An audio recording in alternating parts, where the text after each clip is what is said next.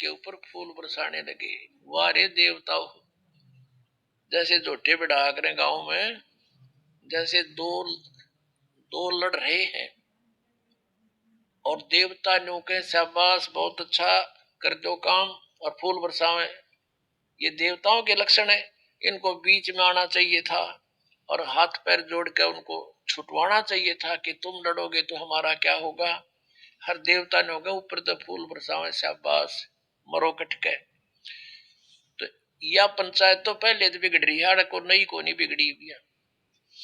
ये वहीं से देवताओं के लक्षण है, तो हम हमारे जैसे यहाँ इस पृथ्वी लोक के फिर क्या होगा, ये तो सोचने की बात है। अंडरस्टूड है हम किसे होंगे फिर। अब इनका झगड़ा हो गया, फिर बीच में अब शॉर्टकट में बताऊंगा, ये थोड़ा सा दिखाना जरूरी था।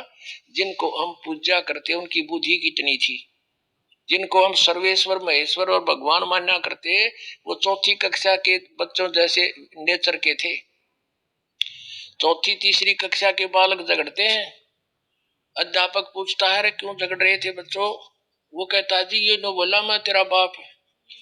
दूसरा कहता कि नहीं जी पहले यूं बोला मैं तेरा बाप, इसलिए एक दूसरे की गिरबान पकड़ रहे, लाल मोहरा झगड़ रहे। तो हमारे भगवान जिनको हम परमात्मा सुप्रीम पावर मानना करते बड़े उनकी बुद्धि उन चौथी कक्षा जैसे बच्चों के जैसा स्वभाव था इनका। ये आपके समक्ष दास अपनी तरफ से नहीं कह रहा, इन आचरणों को देखकर हम पहचानेंगे हु इज गॉड, कौन है वो परमात्मा। अब आगे क्या हुआ, फिर ये काल आ गया अपने पुत्र शिव जी के रूप धारण कर, इसने प्रतिज्ञा कर रखी है कि मैं अपने वास्तविक रूप में कभी किसी को दर्शन नहीं दूंगा। इसने प्रतिज्ञा कर रखी है, कसम खा रखी है। इसलिए ये ऐसे कभी विष्णु के रूप में किसी को दर्शन दे देता है, जो विष्णु की पूजा करता है, शिव की पूजा करता है शिव के रूप में दर्शन दे देता है। वास्तविक रूप में आया था यो महाभारत के युद्ध में, जब उस अर्जुन जैसा योद्धा भी देख कर इसकी शकल ने कांप गया था, वो था इसका असली रूप। और कहता मैं काल हूं, सबको खाने के लिए आया हूं।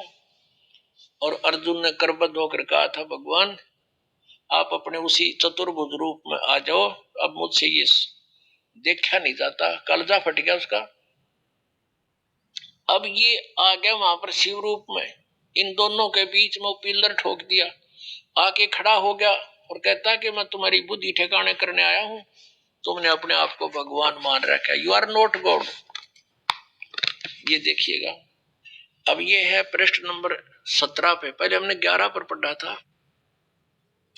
विद्वेश्वर संहिता अध्याय 9।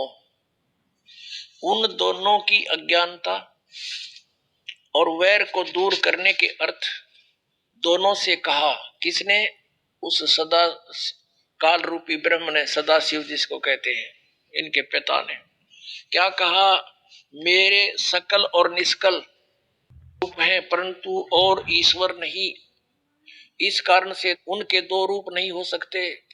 पहले सतम रूप यानी वो पिलर रूप में खड़ा हो गया था और पीछे मूर्तिमान रूप धारण किया, इसमें ब्रह्म निष्कल है और ईश्वर रूप सगुण है।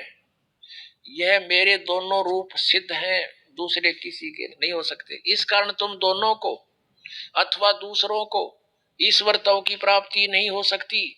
तुमने जो अज्ञानता से अपने को ईश यानी भगवान मान लिया, ये बड़ा ही अद्भुत हुआ। उसको दूर करने को ही मैं रण स्थान में आया। तुमने जो अज्ञान से, ब्रह्मा और विष्णु को कह रहे हैं, उनके पिता ये काल, अपने को ईश मान लिया। तुम ईश नहीं हो, यू आर नॉट गॉड। ये बड़ा ही अद्भुत हुआ। उसके दूर करने को ही मरण स्थान में आया। अब तुम अपना अभिमान त्याग कर